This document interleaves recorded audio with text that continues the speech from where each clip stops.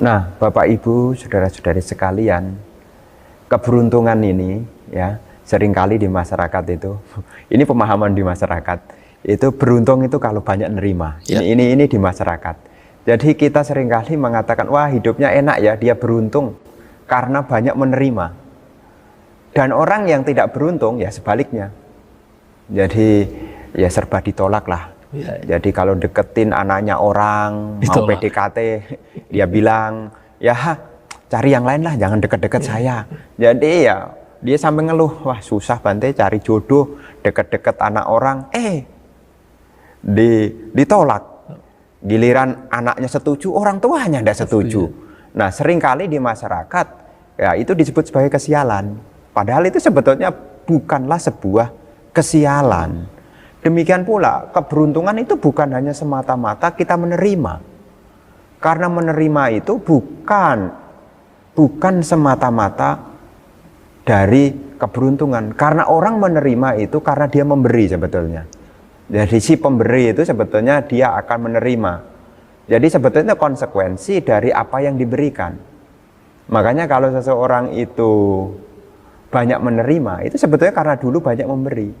Tapi pemahaman di masyarakat begini, kalau saya memberi, saya akan kehilangan. Nah ini pemahaman. Kalau saya banyak memberi, nanti kan saya banyak kehilangan. Ya. Padahal di dunia ini, khususnya di dalam pemahaman Dhamma, apa yang kita berikan itu tidak ada yang hilang. Tidak ada yang hilang. Yang ada cuma pindah. Jadi pindah. Jadi tidak ada yang namanya hilang, itu tidak ada. Jadi kalau sekarang saya memberi kepada orang, sebetulnya apa yang kita berikan itu tidak hilang, tapi itu menjadi tanaman yang nanti akan kita petik.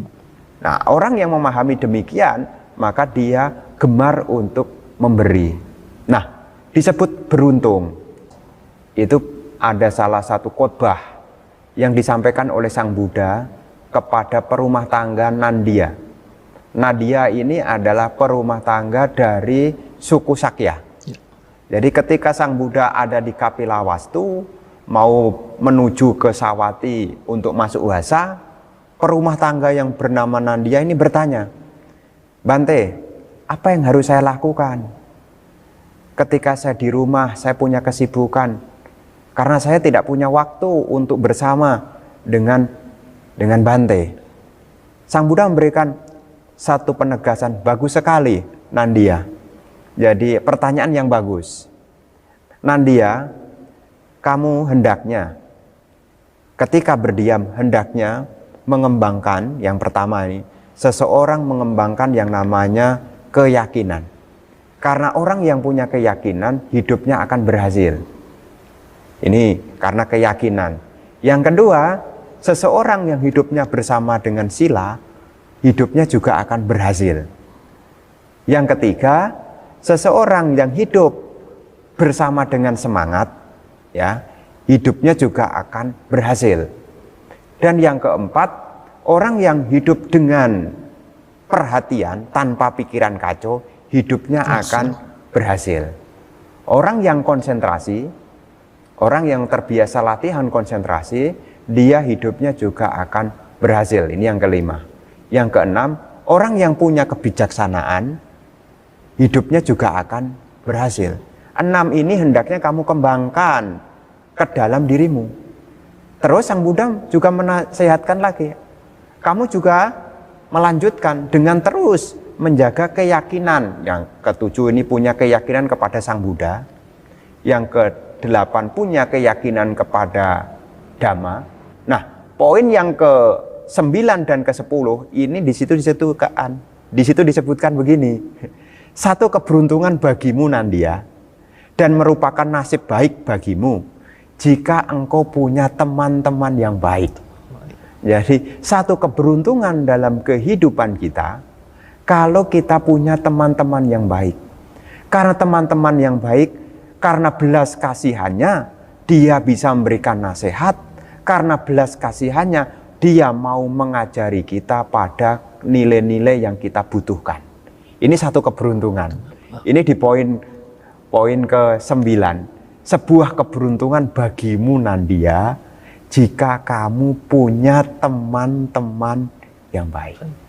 Jadi Ini di sini menunjukkan kepada kita semua Bapak Ibu, bahwasanya teman ini mempengaruhi kehidupan kita.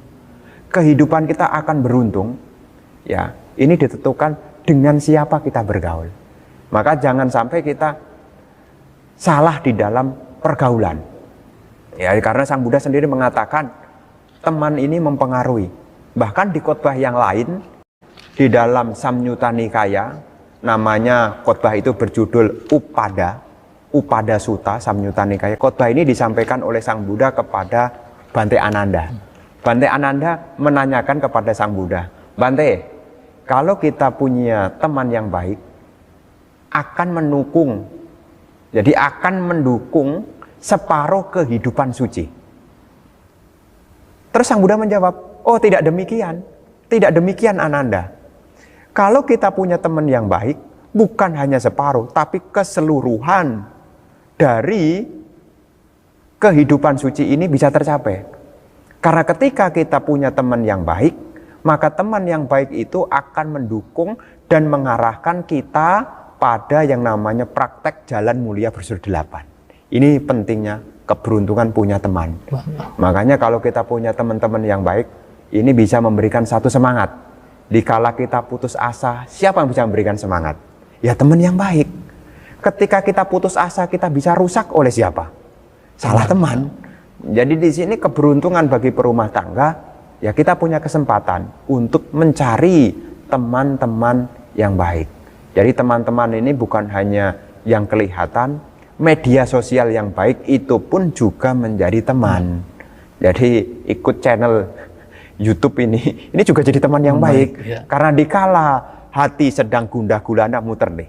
Nah, minggu lalu mengatasi kecewa. Nah, jadi ini teman yang baik. Jadi bukan langsung bikin kita putus asa, tapi membangkitkan kita punya semangat. Ini teman. Satu keberuntungan karena punya teman-teman yang baik. Di dalam lanjutan dari Anguttara Nikaya tadi, yang ke-10, itu dikatakan bahwasanya menjadi sebuah keberuntungan dan nasib baik bagimu Nandiya jika engkau berdiam dengan kedermawanan. Jadi dermawan ini murah hati. Maka di sini Bapak Ibu ini kesempatan yang baik. Jika kita punya waktu, punya sebagian apa yang kita miliki, di saat ada orang membutuhkan, disinilah waktunya kita untuk berbagi, ya.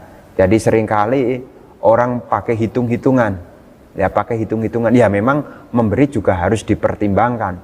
Tapi di sini satu pegangan bahwasanya keberuntungan itu kalau kita juga punya yang namanya kedermawanan. Makanya kalau saya melihat umat-umat yang ya membantu kegiatan sosial, apalagi seperti yang kemarin ya bagi-bagi makanan, bagi-bagi masker. Nah ini satu keberuntungan sebetulnya. Ya. Jadi bukan yang beruntung itu bukan si penerima itu sebetulnya. Yang beruntung adalah kita. Si pemberi. Karena si pemberi, ya dia akan menerima. Nah, karena kehidupan kita masih panjang dan jauh. Tapi bahaya kalau kita tidak memberi, ya kita tidak akan menerima. Makanya seperti tadi kan ada cerita, kok hidup kok mulai dari gelap. Apa-apa sulit, deket-deket anaknya orang aja tidak boleh, kok saking gelapnya. Kok kenapa bisa begitu? Karena tidak pernah mengembangkan nilai luhur berupa kedermawanan. Karena dikatakan dalam sutta juga disebutkan dadang mano piyohoti, orang yang memberi akan dicintai. Maka di sini satu pegangan bagi umat perumah tangga yang sudah punya kedermawanan, kembangkanlah, jagalah. Jangan sampai nodai pikiran-pikiran kita dengan pikiran yang buruk. Ingatlah, apa yang Anda berikan itu menjadi tanaman. Jadi kalau sudah memberi, ya Anda tidak perlu Anda sesali. Jadi kalau sudah berdana, sudah membantu, apa yang sudah Anda berikan, janganlah dinodai. Artinya ya jangan dibikin Anda kecewa dengan apa yang pernah diberikan. Karena sebuah kedermawanan, sebuah keberuntungan. Kalau kita beruntung kok disesali, hidupnya menjadi tidak beruntung. Nah, ini yang menjadi pegangan khususnya para umat Buddha, punya teman yang baik, mengembangkan kedermawanan, ini sebuah keberuntungan.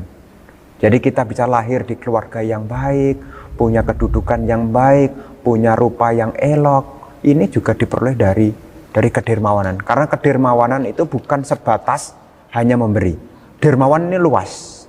Kalau dalam bahasa Dhamma namanya caga. Caga itu cakupannya luas sekali. Jadi yang membuat orang lain bahagia itu juga bagian dari kedermawanan. Makanya orang yang derma itu adalah orang yang memberi. Tapi derma ini cakupannya lebih luas dari sekedar berdana. Jadi harapannya supaya orang lain adalah bahagia. Makanya dermawan itu dia tidak mengharapkan sebuah pamrih, tetapi dia semata-mata ingin membahagiakan orang lain.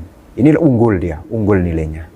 Jadi ini satu keberuntungan yang perlu dipahami bagi umat Buddha, ya. Pilih teman yang baik dan mengembangkan kemurahan hati. Dasarnya apa? Dasarnya adalah keyakinan, dasarnya adalah moral. Ini juga menjadi dasar. Disertai dengan kebijaksanaan. Ini menjadi dasar. Dasar untuk pengembangan nilai-nilai luhur di dalam perkembangan batin.